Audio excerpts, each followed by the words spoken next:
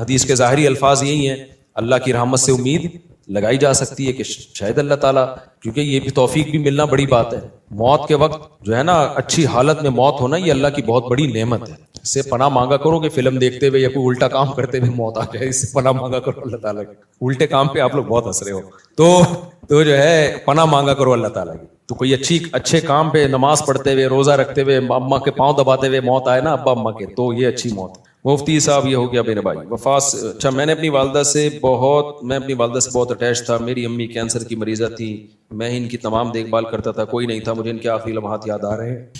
تو یہ والدین کا ٹاپک ایسا ہے نا کہ یہ میرے سامنے چھیڑا ہی نہیں کرو، سمجھ رہے ہو. تو دیکھو یہ اب موت تو ہو گئی، لیکن آپ کے لیے بھی اچھی موت ہے کہ آپ نے والدہ کی خدمت کی آخری عمر میں. تو جب والدہ کی خدمت کی تو مرنا تو تھا ہی نا، تو کتنی اچھی موت ہو گئی کہ آپ کو خدمت کی توفیق مل گئی. خدا نخواستہ کوئی جھگڑا ہو جاتا، کوئی اونچ نیچ ہو جاتی، وہ ناراض چلی جاتی ہیں، آپ ساری زندگی ایک غم رہتا. تو جو کام ہو جائے نا اس پہ پھر نہیں غم کرنا چاہیے. اس میں شریعت نے کہا ہے جو ہوا بہتر ہوا، تو بچانے کی پوری کوشش کرنی چاہیے. لیکن موت ہو گئی تو اب اس پہ صبر کرو، بولے یار چلو خدمت کا موقع تو مل گیا نا. اسلام میں غم منانا، سوچ کے غمگین ہونا، اس کی کوئی فضیلت نہیں ہے. اسلام میں یہ کہ خوش رہنا سیکھو. ہاں اللہ کی طرف سے کوئی غم آ رہا ہے تو ایک الگ بات ہے. تو اسلام آپ کو غمزدہ دیکھنا پسند نہیں کرتا، اسلام آپ کو خوش رہنا. اسلام کہتا ہے بس ایک غم ہونا چاہیے، وہ کیا ہے؟ آخرت کا. اس کی شریعت میں فضیلت ہے. باقی اپنی زندگی وہ غم لیس بناؤ. آج ایک بندہ آیا، جیسے بعض خواتین آتی ہیں نا، شوہر بہت ٹینشن دے رہا ہوتا ہے، میں ان کو کہتا ہوں شوہر لیس ہو جاؤ فوراً، ٹینشن لینے کا نہیں. میں نے کہا شادی سکون کے لیے کی تھی نا، جب سکون ہی نہیں مل رہا تو میاں لیس، اس کو طلاق مانگو، اس سے کوئی بھی طریقہ اختیار کرو جان چھڑانے کا. تو کیونکہ بھائی اپنے سکون کے لیے کی ہے نا، ٹینشنوں کے لیے تھوڑی. ہاں تھوڑی بہت ٹینشن تو ہر گھر میں ہوتی ہے. اسی طرح ایک بندہ آیا، وہی چماٹ والا نا، ایک چماٹ لگایا تو بیوی نے 4 چماٹ لگا دیے. تو اور پتہ نہیں کیا کیا ہو رہا ہے. آپ لوگ کبھی میرے ساتھ خوشبو لگا کے آؤ، کبھی بیٹھو. اب ظاہر لوگوں کے راس پاش ہوتے ہیں، اس لیے میں یہ باتیں کرتا نہیں، اور میرا مقصد کسی کا مذاق اڑانا نہیں ہوتا. سب کے ساتھ ایسا ہو سکتا ہے، لیکن میں صرف بتا رہا ہوں کہ سوسائٹی مارکیٹ میں ہو واٹس گوئنگ آن، مارکیٹ میں ہو کیا رہا ہے. تو ایسے موقع پہ پھر میں لوگوں کو ڈیورس کا مشورہ دے رہا ہوتا ہوں کہ بھائی جب اتنی نوبت ہے تو فارغ کرو میرے بھائی. صبر کا فائدہ نہیں ہے ایسے موقع پہ، کیونکہ شادی سکون کے لیے کی جاتی ہے. تھوڑی بہت ٹینشنیں ہر گھر میں ہوتی ہیں، لیکن ٹینشنوں کی بھی ایک لمٹ ہوتی ہے. کچھ بھی نہیں سن رہی، اپنے آپ کو ماتحتی نہیں سمجھ رہی ہے، تمہیں اس نے خانساوا بنایا ہوا ہے. اس کو سمجھانے کی ایک لمٹ ہوتی ہے. 6 مہینے اماں کے گھر بٹھا دو، شاید کچھ دن کے بعد ہدایت مل جائے، پھر بھی نہیں مل رہی تو بھائی تمیز سے علیحدگی اختیار کرو. تو وجہ اس کی ہے کہ اللہ نے ہمیں غمزدہ رہنے کے لیے پیدا بولو نہیں کیا. غم ایک ہی ہونا چاہیے، وہ کون سا ہے؟ آخرت. تو خوش رہنا چاہیے انسان کو. اللہ کو خوش لوگ کیا ہیں؟ پسند ہے. نبی حضرت ابو ہریرہ نے فرمایا کہ نبی صلی اللہ علیہ وسلم نے جب بھی مجھے دیکھا ہے، زندگی میں کبھی ایسا نہیں ہو کہ آپ نے مجھے دیکھا اور مسکرائے نہ ہو. حالانکہ نبی کا غم سب سے بڑا غم تھا نا، امت کی فکر تھی. لیکن اپنے ساتھیوں کے ساتھ ایٹیٹیوڈ کیا تھا آپ کا؟ جب بھی دیکھتے مسکراتے. اور ہم لوگ کیا ہیں؟ جب بھی دیکھو ایسا لگتا ہے کوئی نیا ٹینشن چل رہی ہے اس کے ساتھ، نئی ٹینشن چل رہی ہے. خوش رہنا سیکھنا چاہیے، سمجھ رہے ہو؟ مسکراتے چہرے سے ملا کرو، ٹینشن فری. امریکہ میں $10 کی ایک چھولے کی پلیٹ ملتی ہے صبح ناشتے میں نا، پراٹھے کے ساتھ. جو لوکل ہوٹل، جو پاکستانی کے ہوٹل، $10 کا مطلب پتہ ہے کہ 2750. مہنگائی وہاں ہے میرے بھائی، یہاں نہیں ہے. یہاں تو چھولے کی پلیٹ فری میں آ رہی ہوتی ہے. پراٹھا خریدو، بعض دفعہ ویسی فری میں ڈال کے دے دیتا ہے. آپ ڈالر پہ ترس رہے ہو تو وہاں خرچہ بھی تو ڈالر میں ہی ہو رہا ہے، سمجھ رہے ہو؟ تو اس لیے پاکستانی کرنسی میں اگر کما رہے ہو تو کھا بھی کس میں رہے ہو؟ اسی میں. وہاں جاؤ گے تو ڈالر میں کماؤ گے تو کھاؤ گی بھی کس میں؟ میں جاپان میں جو فاسٹ ٹرین میں بیٹھا ہوں نا، میں یہ زوم آپ کرو انجوائے، اس کا ٹکٹ پتہ ہے کتنے کا تھا؟ جب مجھے پتا چلا میرے ہوش اڑ گئے. میں نے کہا ٹانگا گدا رکشا صحیح ہے میرے بھائی، یہ بس دکھانے کے ہیں. لوگوں کی جائیدادیں بک جاتی ہیں ان ٹرینوں میں، بہت لگژری لوگوں کا کام ہے وہ، بس وہ ڈرائیور ہی بیٹھے اس میں. تو بہت مہنگائی ہے، تو آپ بہت مزے میں ہو. اور وہاں ٹیکس اتنا ہے، آپ کی اگر 40 لاکھ تنخواہ ہے نا، 1 کروڑ آپ کی اگر تنخواہ، ایک مثال دے رہا ہوں تاکہ کیلکولیشن آسان ہو، تو 43 لاکھ روپے ٹیکس میں دینے ہیں آپ نے. یہاں اتنا ٹیکس تھوڑی ہے. پھر لوگ اس پہ خوش ہوتے ہیں ہم ٹیکس دے رہے ہیں لیکن علاج ہمارا فری میں ہے، بچوں کی تعلیم ہماری فری میں. فری میں کہاں ہے؟ 43% تنخواہ کاٹ لی تم سے انہوں نے، اب تمہیں فری میں تھوڑی دے رہے ہیں. آپ کی گورنمنٹ یہاں جتنی مرضی کرپٹ ہے، میں کوئی یہ نہیں کہہ رہا بہت نیک گورنمنٹ، جیسی مرضی ہے اتنا ٹیکس نہیں ہے میرے بھائی. تنخواہ پوری آ رہی ہے آپ کے پاس تو اس میں آپ اپنے بچوں کی فیس بھر لیتے ہو، وہ اتنی نہیں ہوتی، 43% نہیں ہوتی، وہ سمجھتے ہو آپ کے سارے خرچے نکل رہے ہوتے ہیں. نہیں آ رہی میرا خیال ہے بات. اور پھر زکاتیں بھی لوگ دے رہے ہوتے ہیں, تھوڑے سے گھنے بن جاؤ اگلا پوری جائیداد نکال کے دے دیتا ہے. یہاں تھوڑا سا گھنا بننا آنا چاہیے, بس یہاں پریکٹس کرو تھوڑی سی. تو اس لیے اتنا ٹینشن والا بات نہیں ہے. ہم کیوں وہاں جا کے فوراً واپس آتے ہیں, مزہ ہمیں کہاں آتا ہے. بہت اچھے کنٹری ہیں, امریکہ بہت اچھا ہے, جاپان بہت اچھا ہے, مزہ ہمیں کراچی میں ہی آتا. اور یہ جو میں نے ابھی بیان میں کہا نا کہ خاموش, بالکل خاموش, یہ 4 دن خاموشی اچھی لگتی ہے, اس کے بعد کاٹنے لگتی. یہاں ریلیشن ہے, آبادی ہے, ایک بندہ پنجاب والا ملے گا, ایک پشتو والا ملے گا, ایک بلوچی ملے گا, ایک فلانا, ایک میکینک ملے گا, ایک فلانا ملے گا, ایک ڈاکٹر ملے گا, ایک سائنٹسٹ ملے گا, ایک سیاستدان ملے گا. ہر آدمی ہوٹل میں بیٹھ کے ایسے لگے گا یہاں سارے ہی پہنچے ہوئے لوگ ہیں, گپ شپ کا ماحول ہے. یہ سب کچھ وہاں پر نہیں ہے. خاموشی خاموشی خاموشی. ابے 4 دن تک خاموشی اچھی لگتی ہے, اس کے بعد میں نے کہا یار کوئی تھڑے نہیں ہے یہاں پہ, کوئی تھڑے ہوں یہاں پہ, کوئی بیٹھے ہوئے ہوں, کوئی بیٹھک ہو, کوئی گپ شپ ہو نا, ختم. تو ایک رشتے داروں میں ہوتی ہے وہ بھی رشتے بھی کیا ہو رہے ہیں, ختم ہوتے جا رہے ہیں, وہ بھی شارٹ ہوتے جا رہے ہیں. تو بس ہر آدمی انڈیویجولی لائف گزار رہا ہے. تو ایسے تھوڑی, تو ایسے تو زندگی کا سکون تھوڑی ملے گا. بہت سی چیزیں ہمارے یہاں پازیٹیو ہیں میرے بھائی, بس دعا کرو ہمارے یہاں صفائی ہو جائے اور لا کچھ قانون مضبوط ہو جائے, تو ہم ان سے اب بہت آگے ہیں. یہ 2 ہی چیزیں نہیں ہیں, اور یہ 2 ہی انہوں نے بیڑا غرق کیا ہے ہمارا. لیکن جب وہ تو بیڑا گورنمنٹ نے غرق کیا ہوا ہے نا, ہم تو خوش رہنے پر اللہ نے ہمیں پابندی نہیں لگائی. تو آپ اسی کو انجوائے کرو. دیکھو اب کراچی میں برساتی کھڈے کتنے ہو گئے نا بارش ہوتے ہی. اچھا کلائمیٹ ایسا چینج ہوا ہے کہ بارش بھی عجیب قسم کی ہو رہی ہے. ادھر آ رہا ہے کہ جی سمندری طوفان آ رہا ہے, اور واقعی آیا ہوا بھی ہوگا, اس کے پڑوس والے علاقے میں نلکے میں بھی پانی نہیں ہوگا. وہ کہہ رہے ہم تو سمجھ رہے تھے پورا طوفان آ رہا ہے, پانی پانی ہو رہی تھے, نلکے میں بھی پانی نہیں ہے. عجیب کراچی کا وہ, یعنی بارش ایسے ہو رہی ہے انڈا بورڈ پہ ہو رہی ہے, کلندری چوک پہ نہیں ہو رہی. عجیب ہی سیٹ اپ چل رہا ہے. تو انجوائے کرو اس کو. تو وہ دیکھو کتنے کھڈے ہیں نا, وہ ٹک ٹاکر نے کیسا انجوائے کیا کراچی میں بارش میں, جو کھڈے اتنے بات پہ آپ کو چھلانگے مار کے. تو وہ اس نے اولمپک کی تیاری کر رہے ہیں نا گھر میں, لمبی لمبی چھلانگے مار رہے ہیں. ماں نے پوچھا اولمپک کی, کہہ رہے بعد میں پتا چلا یہ کراچی کے کھڈوں کو کراس کرنے کی ٹریننگ لے رہا ہے. میں نے کہا چلو اتنی ٹینشن میں اس نے. تو اس لیے جس حد تک ممکن ہے خوش رہنے کی کوشش کیا کرو. اللہ کو غمزدہ لوگ پسند نہیں ہے, ہر وقت دکھڑے, یہ ہو رہا ہے, فلانا ہو رہا ہے, ڈمکانا ہو رہا ہے. اور اللہ کو خوش لوگ پسند ہے. ہاں دکھ صرف ایک ہونا چاہیے, وہ کیا ہے بھئی, آخرت میں پتہ نہیں کیا بنے گا. اس کے علاوہ اللہ نہیں چاہتے کوئی دکھ ہو آپ کو. دوسری بات یہ کہ گھروں کے جھگڑوں کو بھی بڑھایا مت کرو. گھروں کے جھگڑوں کو, ہمارے ایک دوست تھے سفر میں, ان کا اپنی بیوی سے پھڈا ہو گیا فون پہ, طبیعت سے چل رہی ہے نا, تیری ایسی کی تیسی. وہ ادھر سے اس کو جواب آ رہا ہے, طبیعت سے پھڈا ہوا ان کا. اور اپنے دوستوں کو بھی بتا رہے ہیں میری بیگم نے یہ. ظاہر ہے سب کے سامنے ہو رہا ہے تو پتہ چلے گا نا دوستوں کو کہ یار کیا ہو گیا. بے یار میرا تیری بھابھی نے دماغ خراب کر کے رکھا ہوا ہے یار, یہ ایسا نا. آدھے گھنٹے کے بعد نارمل بیٹھے ہوئے, چائے چل رہی ہے, گپ شپ چل رہی ہے گھر میں, بیگم اور بیگم, وہ میں آ رہا ہوں پرسوں. وہ دوست نے پوچھا بے آدھے گھنٹے پہلے تو ایسا لگ رہا تھا کہ طلاق ہو جائے گی تم دونوں میں, ابھی تھوڑی دیر میں ایسا لگ رہا ہے کہ کوئی مسئلہ ہی نہیں ہے. تو اس نے کہا یار میری عادت ہے 15-20 منٹ کے بعد پھڈے کو میں بھول جاتا ہوں. واقعی یہ جن لوگوں کی عادت ہو نا وہی خوش رہ سکتے ہیں اس زمانے. اور جو ناک پہ مکھی بٹھا کے رکھتے ہیں نا, اور دل میں لے کے بیٹھ گئے اس نے یہ کیوں بولا تھا. ابے بھائی جو بولا تھا بول دیا, ختم کر. جب سنا دیا اس نے بھی سنا دی, اس نے بھی سنا دی, ختم قصہ. چلو بھائی دوبارہ سے جیسے انجوائے کرو لائف. اور لوگ کہتے ہیں بھی تنبیہ تو ہوئی نہیں, نہ جب یہ پھڈا ہوتا ہے نا اگلے کو خود تھوڑی سی تنبیہ ہو جاتی ہے. آئندہ وہ بولنے سے پہلے اس کو بھی پتا ہے, آپ کو بھی پتا ہے کہ میں یہ بولوں گا اس کی دکھ کی رکھ پہ پاؤں رکھ دوں گا میں, وہ یہ بولے گی تو میرے کھوپڑی گھومے گی. تو دونوں تھوڑا تھوڑا ایک دوسرے کی کھوپڑی کا احترام آہستہ آہستہ شروع کر دیتے ہیں. خود ہی شادی شدہ آدمی کی زندگی ایک مینجمنٹ خود بخود آ جاتی ہے.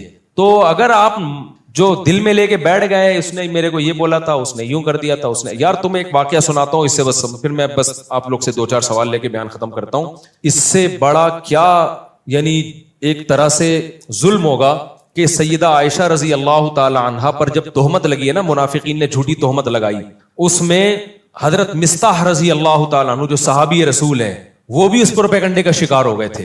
وہ بھی منافقین کی باتوں میں آ گئے, اور انہوں نے بھی حضرت عائشہ کے بارے میں یہ منافقین سے سن کے الفاظ کہے. حضرت عائشہ بیٹی کس کی ہیں؟ ابو بکر کی. آپ بتاؤ غیرت مند آدمی کو کتنا غصہ آئے گا نا. حضرت ابو بکر حضرت مصطح کے ساتھ مالی تعاون بہت زیادہ کیا کرتے تھے, کیونکہ رشتہ دار بھی تھے اور غریب بھی تھے. جب حضرت ابو بکر کو پتا چلا نا میری بیٹی کے بارے میں انہوں نے یہ الفاظ کہے ہیں, تو حضرت ابو بکر نے قسم اٹھائی کہ آج کے بعد 1 روپیہ نہیں دوں گا. یعنی میں خرچ کر رہا ہوں ان پہ, اور میری بیٹی پہ یہ بھی تہمت میں شریک ہو گئے. بعد میں جب قرآن کی آیتیں نازل ہوئیں, حضرت مصطح نے توبہ کی اور بہت گڑ گڑائے اللہ کے سامنے, توبہ کی, لیکن ابو بکر رضی اللہ تعالیٰ عنہ قسم اٹھا چکے تھے ان پہ میں خرچ نہیں کروں گا, میں نہیں خرچ کروں گا ان کے اوپر. لہذا انہوں نے کہ بھائی ٹھیک ہے آپ نے توبہ کر لی لیکن یہ ہلکا جرم تو نہیں ہے نا. کتنی بڑی شخصیت بھائی, سیدہ عائشہ نبی کی زوجہ بھی ہیں اور ابو بکر کی بیٹی بھی ہیں, تو نبی نے بھی معاف کر دیا ان کو. کتنا بڑا ظرف یار بھائی, جب گڑ گڑا لیے توبہ کر لی ہے تو معاف کر دیا, کیونکہ نبی کے سامنے بڑا ویژن ہے نا. جو چھوٹے یعنی گھروں میں چھوٹے چھوٹے جھگڑوں کو لے کے لمبے چلتے ہیں نا, وہ دنیا میں کوئی بڑا کام نہیں کر سکتے, وہ بس انہی میں الجھ کے رہ جاتے ہیں. تو نبی صلی اللہ علیہ وسلم نے تو معاف کیا ہی, ابو بکر نے معاف نہیں کیا. انہوں نے کہا ٹھیک ہے میں کوئی انتقام نہیں لے رہا, لیکن جیسے میں پہلے خرچ کرتا تھا نہیں کروں گا خرچ. سورہ نور کی آیتیں نازل ہوئیں, وَلَا يَأْتَلِ أُولُو الْفَضْلِ مِنْكُمْ وَالسَّعَةِ أَنْ يُؤْتُوا أُولِي الْقُرْبَى وَالْيَتَامَى وَالْمَسَاكِينَ. فرمایا اللہ تعالیٰ نے کہ تم میں جو قرابت دار ہیں تو جن لوگوں نے ان پہ خرچ نہ کرنے کی قسم اٹھائی ہوئی ہے وہ اپنی قسموں کو توڑ دیں. الا تحبون ان یغفر اللہ لکم, کیا تم چاہتے نہیں ہو کہ اللہ تمہاری غلطیوں کو بھی معاف کرے؟ یعنی تم یہ چاہتے ہو نا کہ اللہ تمہاری غلطیوں کو بھی معاف کرے. یہ کس کو تنبیہ ہو رہی تھی؟ ابو بکر کو. اللہ نے نام نہیں لیا.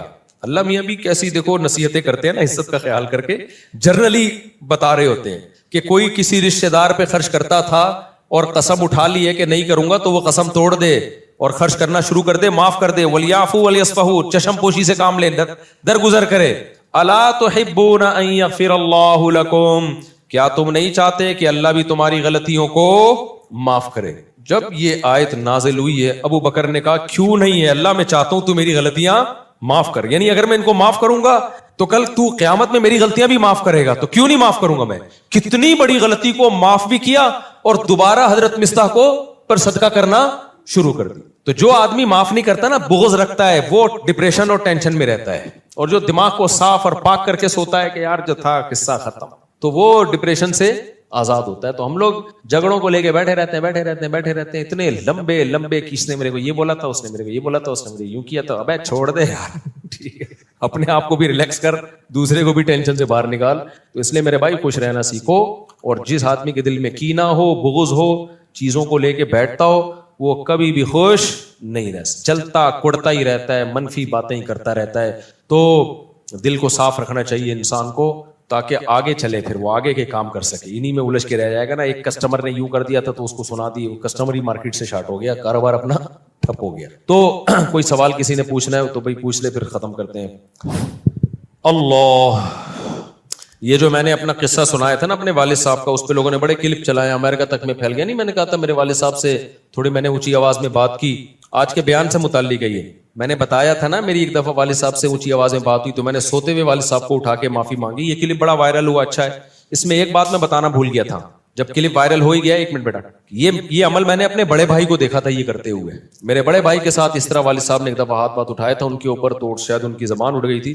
تو میں نے اپنے بڑے بھائی کو دیکھا کہ انہوں نے جا کے والد صاحب سے معافی مانگی. تو یہ میں بتا رہا تھا نا کہ جو چیز دیکھتا ہے انسان وہ سیکھتا ہے. تو مجھے اپنے بڑے بھائی کا یہ عمل میرے دماغ میں انسٹال ہو گیا تھا کہ یار اگر بڑوں سے کبھی ایسا ہو بھی جائے تو معافی مانگی جاتی. تو اس لیے میں کہتا ہوں کہ اپنے ماں باپ کی خدمت اپنے بچوں کے سامنے کر لو, تاکہ تمہارے بچوں کو پتا چلے کہ انہوں نے بھی تمہیں بڑھاپے میں سنبھالنا ہے. سمجھتے ہو گے نہیں سمجھتے؟ اپنی ماں کی خدمت اپنے بچوں کے سامنے کر لو, تاکہ بچوں کو پتا چلے کہ جو تمہاری بیٹیاں ان کو پتا چلے کہ بھائی ہم نے بھی اپنی ماں کو بڑھاپے میں سنبھالنا ہے. چلو بھائی ڈبل. السلام علیکم. وعلیکم السلام. مفتی صاحب ہم آپ سے بہت محبت کرتے ہیں. سبحان اللہ. مفتی صاحب میرا سوال یہ ہے کہ انجینئر مرزا آپ کے خلاف فیس بک پہ یوٹیوب پہ باتیں کرتا رہتا ہے, ہم سے بالکل برداشت نہیں ہوتا ہے.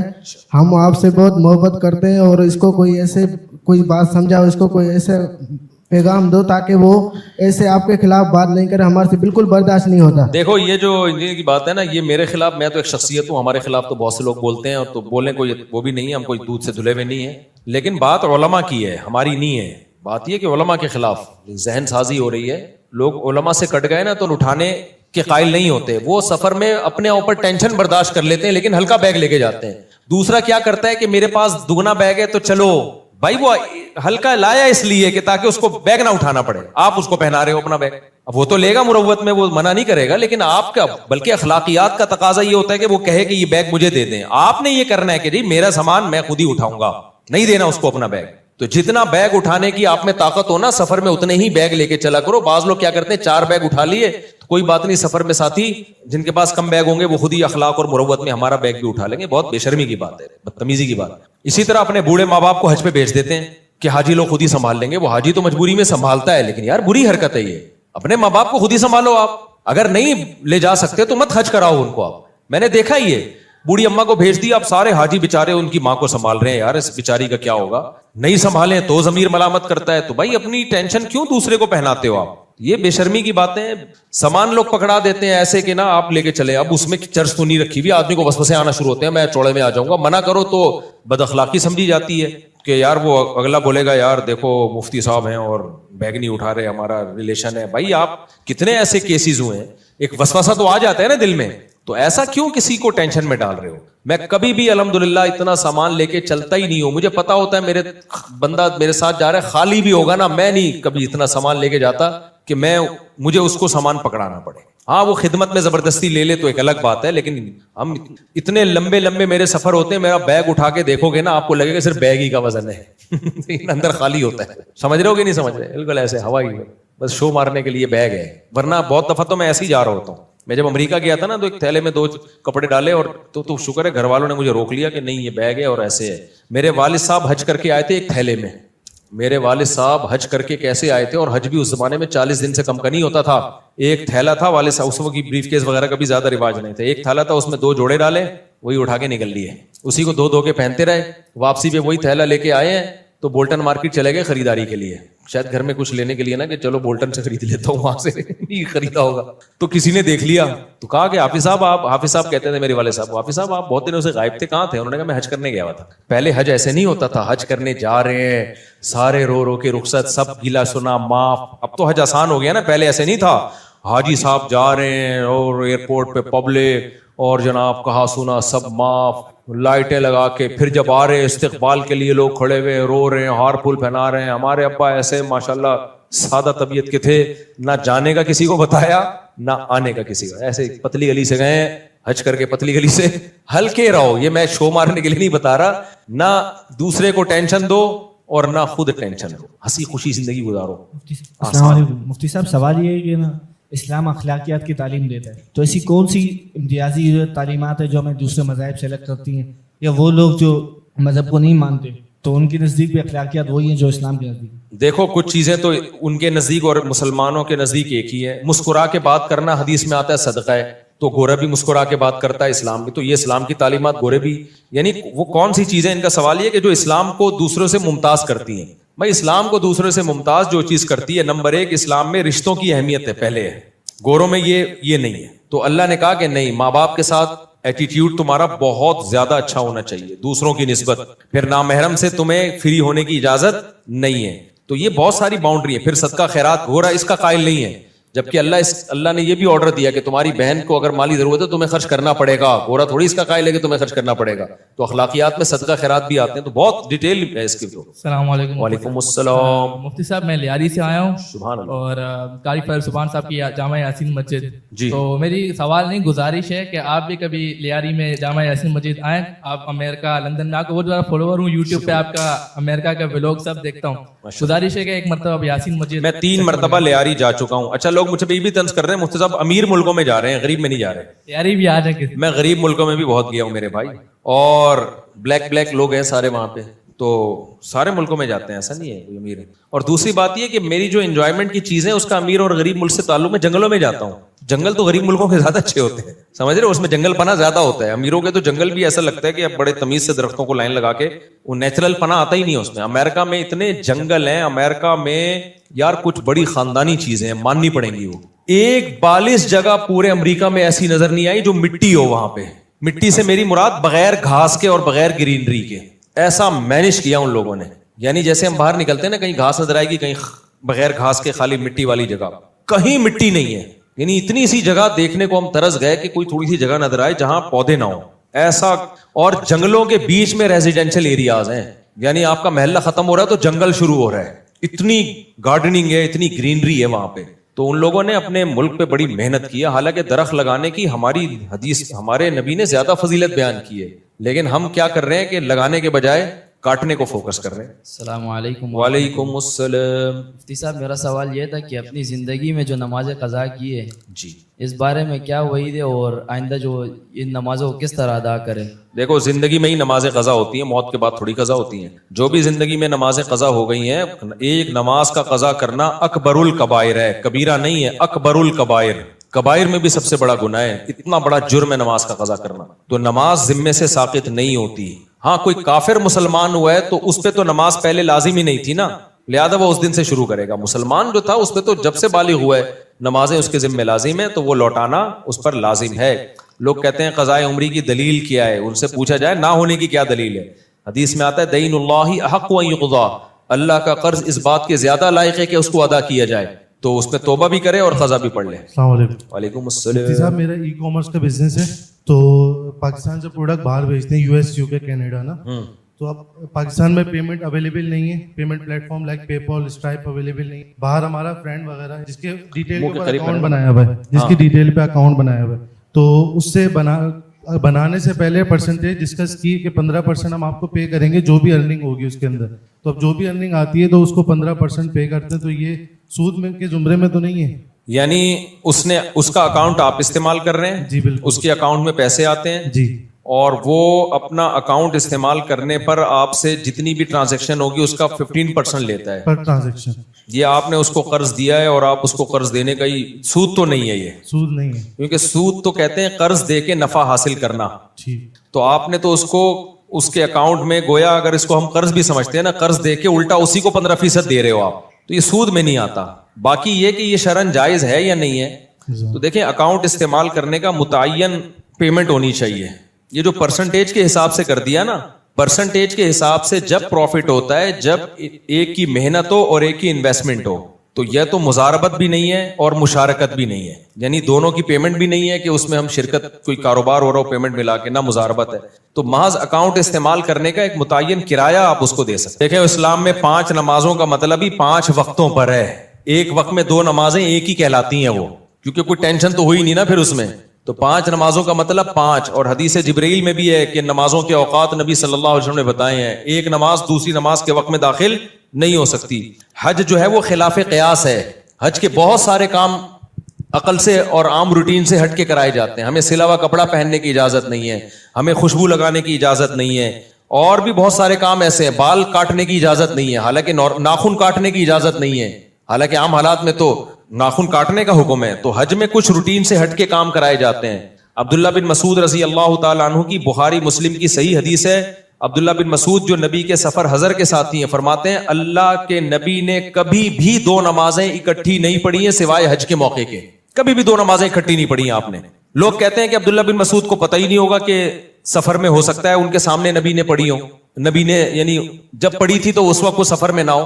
تو یہ بات بھی غلط ہے. عبداللہ بن مسعود سے صحیح سند سے یہ بات بھی ثابت ہے کہ آپ نے فرمایا کہ نبی نے سفر میں 2 نمازیں اکٹھی پڑھی ہیں. ایک طرف ابن مسعود کہہ رہے ہیں کبھی بھی اکٹھی نہیں پڑھی, ایک طرف کہہ رہے ہیں پڑھی ہیں. اس کا مطلب جو پڑھی ہیں اس کا مطلب کچھ اور ہے, اور نہیں پڑھی ہیں اس کا مطلب کچھ اور ہے. جو پڑھی ہیں وہ ایسے پڑھی ہیں کہ ظہر کو مؤخر کیا آخری وقت میں پڑھا, اور عصر کو مقدم کر کے اول وقت میں پڑھا. اس طرح سے پڑھنا ثابت ہے. یہ جو بخاری مسلم کی حدیث ہے نا, اس میں اب انجینئر نے بہت بڑا بلنڈر کیا. میں آپ کو بتا رہا ہوں نا کہ مجھے وقت ملے دعا کرو, اس کو میں ایسا ایکسپوز کر سکتا ہوں الحمدللہ کہ, لیکن اس کے اسٹوڈنٹ ڈھیڑ بہت ہیں. مسئلہ ان کے ساتھ ہی ہے, اتنے بڑے بڑے بلنڈر یہ آدمی کرتا ہے. اس نے پتہ ہے کیا کیا ہے؟ دیکھو عبداللہ بن عباس کی حدیث ہے جس میں آتا ہے کہ عبداللہ بن عباس رضی اللہ تعالیٰ عنہ درس دے رہے تھے, نماز کا ٹائم جا رہا تھا, تو کسی نے کہا کہ آپ نماز پڑھائیں, تو عبداللہ بن مسعود نے اس کو ڈانٹا, عبداللہ بن عباس نے, اور عبداللہ بن عباس نے ظہر کو مؤخر کیا اور ظہر اور عصر ملا کے پڑھی ہیں انہوں نے. سمجھ رہے؟ اب عبداللہ بن عباس کے شاگرد ہیں جابر ابن زید. اچھا احناف بھی اس کے قائل ہیں.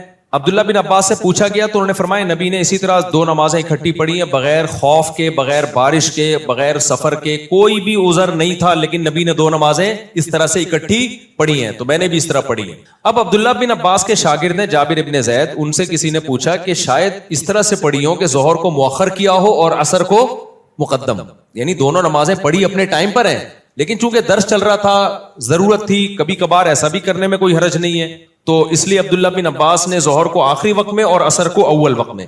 تو جابر ابن زید کہتے ہیں کہ میرا بھی یہی خیال ہے.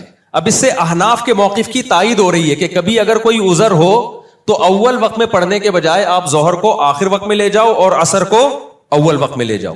تو یہ احناف کا بھی یہی موقف ہے. اس طرح سے آپ جمع کر سکتے ہیں. انجینئر نے اتنی بڑی خیانت کی ہے, اس نے کہا کہ وہاں کوئی حنفی بیٹھا ہوا تھا اور اس نے یہ تعویل کر دی کہ ظہر کو مؤخر کیا, عصر کو مقدم کیا. اور بھائی وہ جابر بن زید, وہ عبداللہ بن مسعود کا شاگرد ہے, راوی ہے, وہ بتا رہا ہے. تو میں انجینئر کے اندھے مقلدوں سے پوچھتا ہوں, عبداللہ بن عباس کی ایک حدیث کا مطلب وہ ہے جو ان کے شاگرد بتا رہے ہیں, اور ایک مطلب وہ ہے جو جہلم میں 15ویں صدی کا بندہ بیٹھ کے بتا رہا ہے. تو تمہاری عقل پہ تالے پڑ گئے ہیں, تم ایسے اندھے ہو گئے ہو کہ ان کا شاگرد جو عبداللہ بن عباس کو دیکھ رہا ہے یا دیکھ نہیں رہا ہے, ان سے ابھی مجھے پورے الفاظ یاد نہیں ہے کہ وہ ڈائریکٹ ان سے روایت کر رہا ہے یا ان کا شاگرد ہے, لیکن وہ اس پہ حنفی شافی کی کوئی چھاپ نہیں لگی ہوئی. وہ بیان کر رہا ہے کہ ایسا ہی ہوا ہوگا کہ ظہر کو مؤخر کیا اور عصر کو مقدم کیا ہے. اس کو یہ کہہ کے اس نے ٹال دیا کہ کوئی حنفی بیٹھا ہوا تھا, اس نے یہ تعویل کر لی. اور یہ سارے اندھے بیٹھے ہوئے ہیں اور کہہ رہے ہیں ہاں کوئی حنفی بیٹھا ہوا تھا, اس نے. عبداللہ بن عباس کا شاگرد جو مطلب بتا رہا ہے وہ مطلب اندھی تقلید ہے, اور انجینئر جو مطلب اپنی طرف سے تھوپ رہا ہے کہ ظہر کو قضا کر کے انہوں نے عصر میں پڑھی ہے. اگر اس حدیث کا یہ مطلب بیان کیا جائے نا, بغیر عذر بغیر وجہ کے ظہر کو عصر کے وقت پہ پڑھا ہے, تو پھر یہ عصر کی نماز کی جو حفاظت کا قرآن نے حکم دیا, حافظوا علی الصلوات والصلاۃ الوسطی, خصوصاً درمیانی نماز کی حفاظت کرو, اس کا مطلب کیا ہے پھر؟ اور وہ جو حدیث جبریل میں آتا ہے ظہر کا وقت یہاں سے یہاں تک, عصر کا وقت یہاں, یہ اس کا مطلب کیا ہے؟ جب بغیر کسی وجہ کے بھی یہ جائز ہے, تو نمازوں کی حفاظت کے بارے میں جو قرآن کی اتنی آیتیں ہیں کہ والذین هم علی صلواتہم یحافظون, ایمان والے اپنی نمازوں کی حفاظت کرتے ہیں. عبداللہ بن مسعود کہتے ہیں اس کا مطلب ہے ہر نماز اپنے ٹائم پہ پڑھتے ہیں. تو عبداللہ بن عباس اتنی بڑی غلطی کریں گے؟ اور یہی تعویل بڑے بڑے علماء نے کی ہے. اہل حدیث علامہ شوکانی اہل حدیث عالم ہیں, انہوں نے یہی مطلب بیان کیا کہ ظہر کو مقدم کیا تھا اور عصر کو, ظہر کو مؤخر کیا اور عصر کو مقدم کیا, نمازیں اپنے ٹائم پہ ہی پڑھی ہیں. لیکن اس کو احناف سے, علماء دیوبند سے, بر صغیر کے مولویوں سے اتنی چڑ ہے, بس کچھ بھی اٹھا کے اڑ سنڈ مارتا رہے گا. اب حدیث کے راوی بیان کر رہے ہیں کہ بھائی وہ اس طرح کیا ہوگا, تو پی گیا, جابر بن زید کو پی گیا اور بولا کہ کسی حنفی نے یہ تعویل کی ہے. بڑے یعنی حنفی بھی نہیں, اب کہنا تو اس کو یہ دل چاہ رہا تھا کہ انڈا موڑ کے کسی مولوی نے یہ تعویل کی. تو لیکن سامنے بیٹھے ہوئے کہہ رہے یار بات جب بھی کرتا ہے ریفرنس سے کرتا ہے, بات جب بھی کرتا ہے. ابے ریفرنس اتنا بڑے دھاندلیاں ترجمے میں مار رہا ہے, تو بتاتا کیوں نہیں ہے کہ جابر بن زید یہ بتا رہے ہیں کہ ظہر کو مؤخر کیا اور عصر کو مقدم کیا. عبداللہ بن عباس کے شاگرد یہ بتا رہے ہیں کہ قضا نہیں کی ہے انہوں نے نماز. تو یہ کبھی خوشبو لگا کے انشاءاللہ سوچ رہا ہوں یا تو دوبارہ جہلم چلا جاؤں میں. السلام علیکم. میں انجینئر سے گزارش کرتا ہوں بس, کیونکہ یہ بار بار ٹاپک آتا ہے, مجھے ایک دفعہ اپنے سامنے بیٹھنے, میں مناظرہ نہیں کروں گا. میں جیسے آپ نے ہر ایک کو سوال کرنے کی اجازت دی ہے, میں بھی آپ سے ایک طالب علم بن کے آؤں گا, اسٹوڈنٹ کی حیثیت سے, بہت ادب سے, بہت تمیز سے, کوئی جھگڑا نہیں, کوئی پھڈا نہیں, ایسے بیٹھوں گا آپ کی خدمت میں, آپ کے چرنوں میں, آپ کے پاؤں میں, آپ سے سوال پوچھوں گا. آپ نے یہ جو حدیث پڑھی تھی اس دن, اس کا جو ترجمہ کیا تھا, یہ کون سی کتاب میں لکھا ہوا ہے یہ والا ترجمہ؟ سمجھ رہے ہیں؟ آپ نے جو یہ کہا تھا کہ کسی نے بھی اس حدیث کو صحیح قرار نہیں دیا, تو یہ آپ کو خواب آیا تھا, یہ کسی بزرگ نے کوئی الہام ہوا تھا, فلاں فلاں نے اس کو صحیح قرار دیا ہے, آپ نے کیسے پھینک دی؟ آپ نے جو اس دن یہ کلپ میں فرمایا تھا کہ یہ علماء دیوبند کا گڑھا ہوا عقیدہ ہے, تو یہ تو ہزاروں سال سے یہ عقیدہ چلا آ رہا ہے, تو گڑھا ہوا تو وہ چیز ہوتی ہے جو ایجاد کی ہو. تو یہ آپ نے کیسے, بہت لمبی, یعنی بہت تمیز سے نا, پھینکنا کا لفظ استعمال کروں گا کہ اتنے سوالات ہیں نا, بے ہوش نہ ہو جائے نا, میرا نام بدل دینا, بھاگ جائے گا. وہ پتہ ہے کیا کہتا ہے, کلپ بازی کرو. تو کلپ بازی میں پھر یہ ہوتا ہے کہ وہ ایک لمبی بحث چلتی ہے نہ ختم ہونے والی, اس کے بہت سارے, ابھی دیکھو نا کلپ بازی ہوئی ہے نا عدالتی خلا پہ, میں نے اتنا مدلل ریکارڈ کروایا, مان لیا اس نے ایسا پی گیا, ایسا گھما دیا, اس کے اسٹوڈنٹ بھی کہنے ہاں اس نے تو یہ دعویٰ ہی نہیں کیا. تو اس میں خیانت آسان ہوتی ہے, جب فیس ٹو فیس بیٹھ کے بات ہوتی ہے نا تو پھر بھاگنا بہت مشکل ہوتا ہے. اب یہ عبداللہ بن عباس والی حدیث جو ہے, جابر بن زید کہتے ہیں کہ عبداللہ بن عباس وہ کہتے ہیں میرا خیال یہی ہے کہ ظہر کو مقدم کیا تھا, عصر کو, ظہر کو مؤخر کیا تھا, عصر کو مقدم. فوراً انجینئر نے کیا کہہ دیا, کوئی حنفی نے یہ بول دیا ہے. تو میں جب سامنے بیٹھا ہوتا میں کہتا ہے kindly excuse me sir please, ہم اسکول میں تھے نا, ایکسکیوز می, ایسے اپنی مس کو جب ہم نے کو پوچھنا ہوتا تھا نا, میس, وہ دیکھا 50-50 میس, میں کہتا سر پلیز. پھر میں کہتا سر یہ حنفی کا الزام غلط ہے اس کے اوپر, یہ عبداللہ بن عباس کا شاگرد ہے یہ. اور نسائی میں تو خود عبداللہ بن عباس سے منقول ہے یہ, لیکن چلو اس میں اضطراب ہے, اس میں بعض لوگ کہتے ہیں عبداللہ بن عباس کی طرف اس قول کی نسبت درست نہیں ہے. تو ایسے ایسے بلنڈر ہیں, لیکن آپ نے یعنی بالنگ بھی خود ہی, بیٹنگ بھی خود ہی, اور امپائر بھی خود ہی. ایسے میچ میں جیتنا, وہ شعر یاد کر لو بس, ہم کو دیکھ کے شرماؤ تو شرمانے کی داد بھی دیں. شاعر اپنی محبوبہ سے کہہ رہے تم ہر وقت شرماتی رہتی ہو نا, یہ کوئی شرمانا کوئی یہ اٹریکشن کا ذریعہ نہیں ہے. ہم کو دیکھ کے شرماؤ تو شرمانے کی داد بھی دیں. آئینے جامعہ کا رد عمل کہاں پر آتا ہے اور کس طرح سے آتا ہے اور کس طرح سے آتا ہے؟ دیکھو اس صورت میں سب سے پہلی بات یہ کہ جب تک دونوں طرف کی بات نہ سن لو, کسی ایک کو فیور نہ کرو. جب تک دونوں طرف کی بات نہ سن لو, کسی کو اٹھایا, گرفتار کیا, ریلی پر پولیس نے مقابلہ کیا, کیا کیا, آپ جا کے پہلے پولیس سے بھی ملو, یعنی جس نے پولیس کو آرڈر کیا نا اس سے پوچھو آپ نے کیوں کہا ہے. ہو سکتا ہے ان کے پاس کوئی ایسی ویلڈ بات ہو کہ آپ کہو کہ یار یہ بالکل ٹھیک ہے, میں فیور نہیں کر رہا. لیکن جب تک دونوں طرف کی بات سامنے نہ آ جائے نا, اس وقت دیکھو میں اکثر ایسی چیزوں پہ خاموشی اختیار کرتا ہوں. ہمارے ہاں اکثر کیا ہوتا ہے, جو سوشل میڈیا پہ متحرک لوگ ہیں, جب بھی کوئی واقعہ ہو فوراً بیان داغ دیا. میں نہیں بیان داغتا, اس لیے کہ ایک طرف کی خبر آ رہی ہوتی ہے, دوسری طرف کی نہیں آتی, یا آتی ہے تو آتھینٹک نہیں ہوتی. تو ہم نے زندگی میں بہت تجربے کیے ہیں. ہم بعض دفعہ پورے کانفیڈنس کے ساتھ کانفیڈنٹلی کسی کو درست سمجھ رہے ہوتے ہیں, جب آپ ڈیپ میں جاؤ گے نا تو وہ غلط نکلے گا. ابھی ریسنٹلی آپ دیکھ لو, قادیانیوں کے فیور میں جو سپریم کورٹ نے ایک قانون پاس کیا تھا جس میں قادیانیوں کو تبلیغ کی اجازت دی جا رہی تھی. بہت لوگوں نے مجھے کہا کہ آپ سپریم کورٹ کے جج کے خلاف بیان دو. میں بیان دے دیتا, مجھے پتا تھا کچھ بھی نہیں ہوگا میرے خلاف. یہ نہیں کہ میں بزدلی کا شکار ہو گیا. میں نے کہا یار پہلے جب تک میں لا پڑھوں گا نہیں, لکھا ہوا کیا ہے, پروپیگنڈے کا فوراً شکار نہیں ہونا چاہیے. پہلے تو پڑھو اس لا کو, دیکھو ہے کیا بھی ہے کہ نہیں کیا, ایسا الفاظ کیا ہیں اس کے, پھر تمیز سے ایک کام کی کوشش کرو. سپریم کورٹ کے جج سے ملنے کی کوشش کرو, یا پیغام پہنچانے کی کوشش کرو, یا اعلیٰ اہلکاروں تک بات پہنچاؤ. ہو سکتا ہے ہمارے احتجاج کے بغیر اور ایک تمیز سے ایک کام ہو جائے. تو ہوا یہ تھا جب سپریم کورٹ کے جج کا یہ فیصلہ آیا, تو آپ کو پتا ہے جنرل عاصم منیر کے ساتھ علماء کی میٹنگ ہوئی ہے نا کچھ دن پہلے, بہت سارے علماء گئے تھے اس میں, تو ہمیں بھی دعوت تھی, ہم بھی گئے. تو وہاں علماء نے یہ مسئلہ جنرل عاصم منیر کے سامنے اٹھایا. بریلوی علماء بھی تھے, اہل حدیث بھی تھے, دیوبندی بھی تھے, سب نے شیعہ بھی تھے.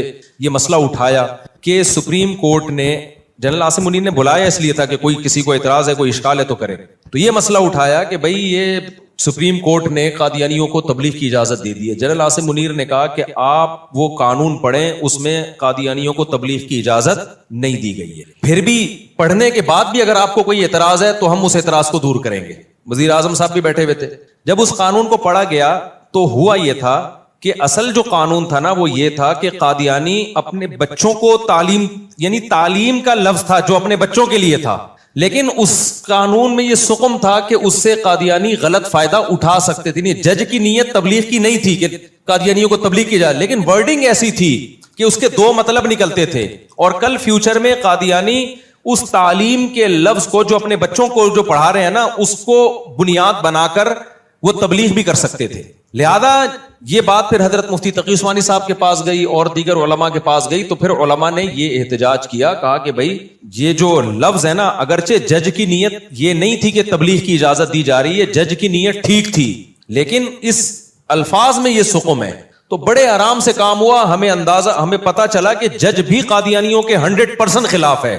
جتنے ہم خلاف ہیں نا, ہم سے زیادہ وہ سپریم کورٹ کے جج خلاف تھا. اس نے فوراً چینج کر دیا اس کو. ابھی حضرت مفتی تقی صاحب سے نہیں بات چیت ہوئی ان کی, تو ایک کام آرام سے ہو سکتا ہے. کچھ غلط فہمیاں بھی ہوتی ہیں, ہم کیوں فوراً حکمرانوں کے خلاف, فوج کے خلاف, جج کے خلاف کیوں ایک تماشا کھڑا کر دیں. جتنا اختلاف, فوج کے خلاف بھی اختلاف رکھو, جتنا ہے اتنا رہنے دو اس کو. ہر چیز میں نہیں ہم نے اگینسٹ جانا ہے. بہت سارے کام بڑے LGBTQ کا جو مسئلہ ہے, یہ بل پاس ہو گیا تھا نا, تو کیا ہوا, علماء اور یوتھ کلب والے بھی اور دوسرے لوگوں وکلاء سے ملے, اسمبلی میں بات ہوئی, بڑے آرام سے کیا ہو گیا, یہ چینج ہو گیا. بہت تمیز سے کیا ہو گیا, چینج ہو گیا. اسی طرح دفاع صحابہ کا مسئلہ ہے, وہ تمیز سے کام نہیں ہوا تو وہ رہ گیا. جو ناموس صحابہ کا لا تھا نا, وہ ایسے نہیں ہوا, آرام سے بیٹھ کے نہیں ہوا, وہ جوش و خروش سے ہوا ہے, لہذا وہ رہ گیا. تو اس لیے ایک دم نہیں جذبات میں آ جانا چاہیے. تو ہمیں جس چیز کا نہ پتا ہو, خاموشی ٹھیک ہے. کسی کو نہ مخالفت کرو نہ فیور کرو. پھر گورنمنٹ بہت سے لوگوں کو اٹھا رہی ہوتی ہے, ہم بے گناہ سمجھ رہے ہوتے ہیں. بہت سے بے گناہوں کو بھی اٹھاتی ہے, لیکن بہت سے ایسوں کو اٹھاتی ہے ہم بے گناہ سمجھ رہے ہوتے ہیں, لیکن آپ ان کی ہسٹری میں جاؤ گے تو وہ بے گناہ ہوتے نہیں ہیں. وہ کہیں نہ کہیں کرمنل ایکٹیویٹی میں ہوتے ہیں, ایجنسیوں کے پاس بہت خبریں ہوتی ہیں, لیکن بہرحال ظلم بھی ہوتا ہے. 100% اگر یقینوں کے ظلم ہے پھر یقیناً آواز اٹھانی چاہیے, لیکن 100% ہوتا نہیں ہے. دوسرا, بعض دفعہ گورنمنٹ کے سامنے ایک چیز یہ بھی ہوتی ہے کہ گورنمنٹ کئی محاذوں پہ لڑ نہیں سکتی ہے. آپ کو پتا ہے بلوچستان میں بس روک کے کتنے پنجاب کے لوگوں کو مار دیا, KPK میں دھماکے, بہت ساری جگہوں پہ گورنمنٹ الجھی ہوئی ہوتی ہے. تو اس میں گورنمنٹ کی یہ رائے ہوتی ہے کہ ہم ایک نئی پھٹیک نہیں پال سکتے. ہم نیا مسئلہ ایشو کھڑا ہوگا نا تو ملک کی سالمیت خطرے میں لگ جائے گی. میں گورنمنٹ کو فیور نہیں کر رہا, ہو سکتا ہے گورنمنٹ غلط کر رہی ہو, مسئلہ یہ نہ انہوں نے بنا لیا ہو, لیکن یہ پاسبل تو ہے نا کہ ہو سکتا ہے یہ ہو. تو اس لیے بہت ڈیپتھ میں جا کے جب تک چاروں طرف سے دلائل کے اچھے تجزیے نہ ہو اس تک خاموشی کیا ہے بہتر ہے. من سمتا نجا, حدیث میں آتا ہے جو خاموش رہ گیا نجات پا جائے گا, جو بولے گا تو پھر اللہ اس سے پوچھے گا کہ کیا دلیل تھی تمہارے پاس. تو سپریم کورٹ کا مسئلہ تھا. اچھا, وہ جو عمران خان کے دور میں ڈیم کے لیے چندہ جمع ہوا ہے, کتنا لوگوں نے ہمیں کہا کہ آپ بھی مفتی صاحب اعلان کریں, پانی پلانے کی اتنی فضیلت ہے, آپ بھی کہیں کہ لوگ چندہ دیں. میں نے کہا نہیں, ٹھیک ہے, ہمیں عمران خان پہ اعتماد تھا کہ وہ کرپٹ نہیں ہے, لیکن میں نے کہا میں چندے کا اعلان کروں, کروڑوں اربوں روپے لوگوں کے چندے کے ڈیم کے لیے ہو جائیں, کل عمران خان کی حکومت گئی. صحیح ہے نا. دوسری بات یہ کہ عمران خان کے پاس کیا ایسا پیکیج ہے, کیا فریم ورک ہے, وہ ہمیں بتائے نا, ہمیں اعتماد میں لے, وہ علماء کو جمع کرے, وزیر اعظم صاحب بتائیں کہ بھائی یہ چندہ آئے گا تو پاکستان میں جیسے پہلے چندے ضائع ہوئے ہیں میں اس کی نگرانی کر رہا ہوں. اس کے لیے ہوائی بات نہیں, میں نے یہ ورک کیا ہوا ہے, اس پہ یہ پیپر ورک ہے, اور یہ اپلائی جو ہے نا اس کا امپلیمنٹ اس طریقے سے ہوگا پورا پراپر. جب اعتماد ہوگا ہمیں پھر ہم اعلان کریں گے بھائی چندہ دو. تو وہی ہوا. دیکھو اگر میں اعلان کر دیتا تو میرا پروگرام بڑھ جانا تھا. لوگ کہتے ہیں مفتی صاحب ہم نے آپ کے منہ پہ جو ہے نا کروڑ اور کروڑ روپے دیے, ڈیم کا ایک کیل بھی ٹھکتی بھی ہمیں کبھی نظر نہیں آئی. اب اس میں عمران خان کا قصور تھا یا آرمی چیف کا قصور تھا وہ ایک الگ بحث ہے, وہ ایک نیا دلدل ہے, لیکن ڈیم بہرحال نہیں بنا اور لوگوں کی رقمیں ضائع ہو گئی. تو اس لیے میں نے خاموش. اچھا, میں نے یہ بھی نہیں کہا کہ نہیں دو چندہ. لوگوں نے کہا پھر جب اعتماد نہیں ہے تو آپ اعلان کرو بھائی ڈیم میں چندہ مت دو. میں نے کہا کیوں, ہو سکتا ہے بن جائے بھائی, میں کیوں لوگوں کو خیر کے کام سے جو کر رہے ہیں اپنی ذمہ داری پہ کرے. تو اس لیے من سمتا نہ جا, بہت ساری چیزیں ایسی ہیں, چپ بیٹھے رہو, یہ آپ کے لیے زیادہ بہتر ہے. تو خاموشی اختیار کرو. فیور کرنے میں بہت ڈیپ میں جا کے دیکھو, ہمارے ہاں لوگوں کی فطرت پتہ ہے کہ ہمیشہ طاقتور کے خلاف بولتے ہیں. یہ ٹرینڈ ختم ہونا چاہیے. ہمیشہ طاقتور کے خلاف بولتے ہیں. لوگ سمجھتے ہیں طاقتور ہمیشہ غلط ہوتا ہے. اس کی میں ایک مثال دیتا ہوں. لینڈ کروزر والا جا رہا اور بائک والے کو ٹکر ہو جائے, لوگ بائک والے کو پڑھ کے کبھی کٹ نہیں لگائیں گے. کٹ کس کو لگائیں گے, کیونکہ طاقتور کون ہے, وہ ہے. حالانکہ غلطی بائک والے کی بھی ہو سکتی ہے. ٹرک کے نیچے بائک والے آتے ہیں, پٹتا کون ہے, ٹرک والا. حالانکہ 20 دفعہ ہم نے دیکھا ہے غلطی کس کی تھی, ٹرک والا تمیز سے چلا رہا ہے, اس کو پتہ نہیں یوں گھس کے ٹائروں کے بیچ میں سے نکلنے کا شوق تھا, پٹتا ہمیشہ. یہ لوگوں کی نیچر ہے. وجہ اس کی یہ کہ جب آپ طاقتور کے خلاف بولتے ہو تو لوگ بہادری کا خطاب دیتے ہیں, کمزور کے خلاف بولتے ہو تو لوگ کہتے ہیں یہ طاقتور کا چمچہ ہے. نہیں آ رہی میرا خیال ہے بات. مثال کے طور پر امریکہ میں مجھے کوئی اچھی چیز نظر آئے نا, جب میں بولتا ہوں امریکہ کی یہ چیز اچھی ہے, لوگ کہتے ہیں دیکھو یہ چمچہ گیری کر رہے ہیں. مجھے 5 روپے بھی نہیں ملتے امریکن گورنمنٹ سے. آپ کہتے ہو مفتی صاحب کو ڈر ہے, پابندی لگا دیں گے, لگا دیں. میرا کون سا وہاں بچے ہیں یار, 2 دفعہ جا چکا ہوں, مجھے وہ کیا ہے, ہم تو تبلیغ کے لیے جا رہے ہیں, تو ہمیں کیا لینا دینا بھائی اس سے. لیکن کیا ہے کہ جب بھی آپ طاقتور کے حق میں بولو گے لوگ آپ کو بزدلی کا تانا دیں گے, چمچہ گیری کا تانا دیں گے, اور جب بھی کمزور کے خلاف بولو گے تو لوگ آپ کو ظالم کہیں گے. تو آپ نے یہ نہیں دیکھنا کہ طاقتور کون ہے, حکومت میں کون ہے, کمزور کون ہے, نہ, آپ نے ہمیشہ دیکھنا ہے حق پر کون ہے. اگر ٹرک والے نے بائک والے کو ٹکر ماری, غلطی بائک والے کی ہے, تو پٹے گا کون, بائک والا پٹے گا, لینڈ کروزر والا نہیں پٹے گا. سمجھ رہے ہو, ہمیشہ ساتھ کس کا دینا ہے, حق کا ساتھ دینا ہے. اگر حکومت صحیح کر رہی ہے, پبلک کی طرف سے کوئی غلطی ہو رہی ہے تو حکومت کو فیور کرنا ہے. حکومت غلط کر رہی ہے, پبلک صحیح کر رہی ہے تو فیور کس کو دینا ہے, پبلک کو فیور دینا ہے, تو حق کا ساتھ دینا ہے. لیکن ہمارے یہاں یہ نہیں ہے. ہمارے یہاں ہمیشہ طاقتور کے خلاف بولا جاتا ہے, اس کو کمال سمجھا جاتا ہے. یہ دیکھا نہیں جاتا کہ اب حکومت کسی کو بھی پکڑ کے اندر کر دے گی, ظلم ہی ہے. بھائی ہو سکتا ہے ظلم نہ ہو, یہ عین انصاف ہو, آپ کے ملک پہ امن کے لیے ہو رہا ہو, اور یہ بھی ہو سکتا ہے کہ ظلم ہو. تو جو ہے تحقیق کے بعد آپ بات کرو. السلام علیکم. جی مفتی صاحب, آپ کا پہلے ایک بیان میں ہے کہ جلد شادی کرو, اور کسی وجہ سے اگر ماں باپ نہ, ایک بیان میں نہیں, 20 بیان میں, ہر بیان میں جلدی شادی کرو. تو آپ کہہ رہے تھے کہ اگر ماں باپ نہ مانے تو اپنے خرچے پہ کر کے بتا دو کہ ہوگی, کل کو اگر اللہ کے حکم سے اولاد ہو. دیکھو اس میں ڈیٹیل ہے, باپ نہ مانے تو اپنے خرچے پہ کر کے بتا دو کہ ہو گئی. اس میں کچھ تفصیل ہے, وہ تفصیل کے بغیر نہ یہ مسئلہ بیان کیا کریں. تو آپ نے کہا تھا کل کو اگر اولاد ہو تو ابا کو کہنا ابا دیکھو میں بھی ابا ہو گیا. ہاں, تو ان سب کے پیچھے جو ماں باپ کی ایک نافرمانی کا عنصر ہے، تو آپ کو کیا لگتا ہے کہ یہ صحیح ہے یا ہاں، ماں باپ کی نافرمانی کا عنصر اس صورت میں ہے کہ جب ابا کرا رہے ہوں، ابا کہہ رہے ہوں کہ بیٹا میں کرا رہا ہوں آپ کی، آپ کما بھی رہے ہو، ٹھیک ہے، آپ اسٹیبل ہو گئے ہو، تو مجھے بتاؤ کہاں کرنی ہے. ابا اپنی ذمہ داری پوری کر رہے ہوں. جب آپ کمانا بھی شروع کر دیا، اب ابا کے پاس روکنے کا حق نہیں ہے. تو ابا اگر یہ بھی نہیں کر رہے، پھر آپ کو شریعت نے رائٹ دیا، پھر یہ نافرمانی نہیں ہے، کیونکہ کچھ بنیادی حقوق اللہ نے سب کو دیے ہیں، اس میں اولاد کو بھی دیے ہیں. ابا آپ کو آپ کی بنیادی ضرورت پوری کرنے سے نہیں روک سکتے. اب ابا کہیں تم نے کھانا ہی نہیں کھانا ہے، میں نہیں کھانا. کیوں نہیں کھانا ابا؟ نہیں کھانا ہے. تھوڑی طاقت واجب ہے ابا، روٹی جیسے آپ کا پیٹ ہے، اللہ نے مجھے بھی پیٹ دیا ہے. تو شادی جو ہے نا، یہ آپ کی باڈی کی ریکوائرمنٹ ہے. لوگ اس کو نہیں سمجھتے، لوگ سمجھتے ہیں یہ صرف ہماری اخلاقی نہیں بھائی، یہ باڈی کی ریکوائرمنٹ ہے، بھوک ہے. یہ تڑپتے جیسے روٹی کے بغیر جسم تڑپتا ہے نا، ایسے بیگم کے بغیر بھی جسم تڑپتا ہے انسان کا. تبھی پھر وہ الٹی حرکتیں کرنا شروع کر دیتے ہیں. تو اب ابا کو شریعت نے یہ تو کہا ہے کہ ان کی کرا دو کہیں، اگر خاص طور پہ اپنے خود خرچہ بھی اٹھا رہا ہے تو پھر بھی نہیں کر رہا، تو پھر یہ تو ابا ہی ضدی نکلے نا، متعنت ہو گئے نا ابا. پھر شریعت آپ کو کہتی ہے کر کے بتا دو. ابا آپ کے ابا نے آپ کو نہیں، آپ میرا ابا بننے سے روکا، تو آپ مجھے کسی اور کا باپ بننے سے کیسے روک سکتے ہو؟ رشتے میں تو ہم تمہارے باپ لگتے ہیں. چلیں، پرانا ڈائلاگ ہے، کچھ پرانی فلموں کے ڈائلاگ میرے منہ پہ آ جاتے ہیں، اللہ معاف فرمائے، سنے بہت مشہور ہوتے ہیں ہمارے زمانے میں. یہ ڈائلاگ بہت، ایک وہ تھا کتنے آدمی تھے وہ. یہ میں الحمدللہ فلمیں نہیں دیکھتا، لیکن یہ پرانی فلموں کے نا کچھ ڈائلاگ ہیں جو بہت زیادہ اسکول کے دور میں زبانوں پہ چڑھے تھے. تو اس میں یہ بھی تھا کتنے آدمی تھے وہ. تو اس میں کسی نے لطیفہ بنایا کہ گبر سنگھ بوڑھا ہو گیا. پہلے تو تھا نا جوان جب تھا، کتنے آدمی، انہوں نے کہا 10 تھے یا 3 تھے. تو اس نے کہا وہ 3 اور تم مار کھا گئے بغیر. تو اب جب بوڑھا ہو گیا نا، تو بڑھاپے میں آدمی چینج ہو جاتا ہے. اب گبر سنگھ پوچھ رہے کتنے آدمی ہیں وہ. اب دوبارہ لڑائی کے لیے گیا نا، انہوں نے کہا 3. کہہ رہے پھر رہنے دے، چھوڑ پر رہے. تو بڑھاپے میں جو ہے گبر سنگھ کی بھی پنے خانی. پہلے کہہ رہے کتنے آدمی تھے وہ، انہوں نے کہا 3 یا 10 بولا ہوگا، فار ایگزامپل 10 بولا ہوگا، بولا وہ 10 اور تم مار کھا گئے، شرم نہیں آتی بغیر. تو اب بوڑھا ہو گیا تو دوبارہ لڑائی ہو رہی ہے، تو کتنے آدمی ہیں وہ، انہوں نے کہا 10. کہہ رہے رہنے دے یار ایسے ہی ٹھیک ہے. تو بڑھاپے میں اچھوں کی پنے خانی نکل جاتی ہے. کیا پوچھ رہے ہو بھائی؟ کوئی بات نہیں. 10 سال ہو چکے تھے نانا کو قبر میں دفن ہوئے ہوئے. بھائی ایک ہی میت کی قبر میں دوسری میت کو دفن کرنا مجبوری میں جائز ہے، بلا مجبوری کے یہ عمل جائز نہیں ہے، کیونکہ پہلی میت کی بے اکرامی ہے نا قبر کھولنا. ہاں 10 سال ہو چکے ہوں تو چونکہ وہ بالکل مٹی ہو چکی ہوتی ہے میت، اور اس میں پھر دفن. سعودی عرب میں تو ہر 10 سال کے بعد جنت البقیع پہ بلڈوزر چلتا ہے نیا. وہ تو پتہ نہیں ایک ہی قبر میں کتنے لوگ دفن ہو چکے ہیں. البتہ سعودی عرب میں ایسا بہت ہے، بہت سے علماء کی قبریں کھودی گئی ہیں نا، تو وہ صحیح سلام پھر وہاں نہیں دفتے کو دفناتے. ہاں مجبوری میں جائز ہے. 30 سال ہو گئے تو اس میں تو نئی میت کو دفنا سکتے، ہاں بنا سکتے. اس میں اگر کوئی ہڈی وغیرہ نکلے تو اس کو سائڈ پہ رکھ دیا جائے. ہاں ٹھیک ہے، جائز ہے، کھول سکتے ہیں قبر. ٹھیک ہے، یہ تو نہیں کوئی گناہ، اللہ آپ کو اس کا اجر دے گا. آخری ہے نا، میڈیکلی انسان میں اور جانور میں کوئی فرق نہیں ہے، دونوں حیوان ہیں. ایک ذہین جانور ہے، ایک بے وقوف جانور ہے. تو وہ دیکھ چکے تھے کہ زمین پہ جو جانور ہیں وہ خواہشات پوری کرنے کے لیے لڑتے ہیں. شیر کو جب بھوک لگتی ہے نا تو ہرن کی ایسی کی تیسی کر دیتا ہے وہ.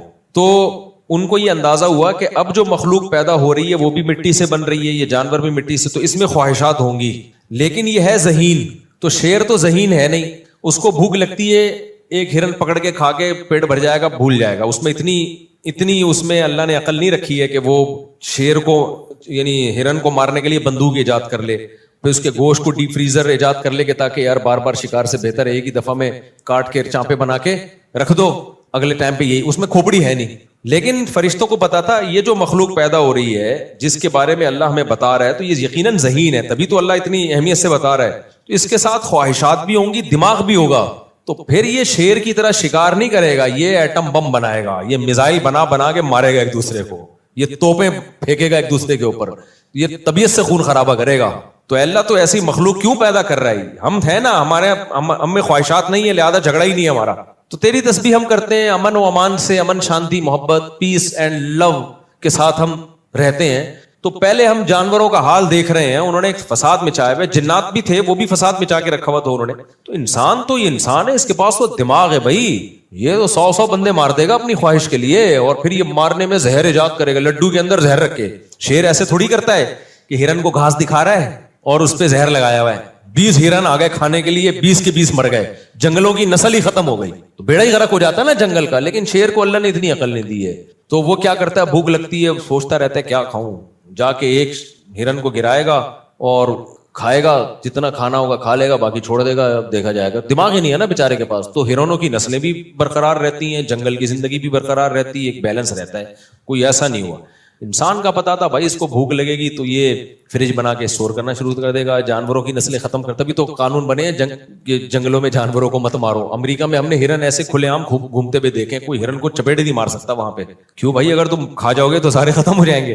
तो फरिश्तों को ये था कि भाई ये बम बना बना के मारेगा, मिसाइल बना बना के मारेगा, खून खराबा करेगा, क्योंकि इसके पास अकल बहुत ज्यादा है। इसलिए फरिश्तों ने एतराज किया। ये होता है कि अल्लाह के काम पे एतराज क्यों कर रहे हैं भाई? एतराज नहीं कर रहे, अल्लाह खुद पूछ रहा है ना। इसकी मिसाल ऐसे जैसे मैं आपसे कोई मशवरा लूं या बात करूं, आप बताएं, मैं कहूं तुम कौन होते मुझे समझाने वाले, तो आप कहेंगे फिर कर लेते ना, हमें से पूछना, हमसे हमें बताने की जरूरत क्या है। तो इससे एक सबक ये भी मिलता है कि जब कोई मशवरा ले, कोई बात कहे, तो फिर आप उसके पॉजिटिव नेगेटिव पहलू उसके सामने रखो। अदब और एहतराम में मारे नहीं जाओ कि हजरत जी क्या कहेंगे। चलो भाई, काफी हो गया मेरे ख्याल। अस्सलाम वालेकुम।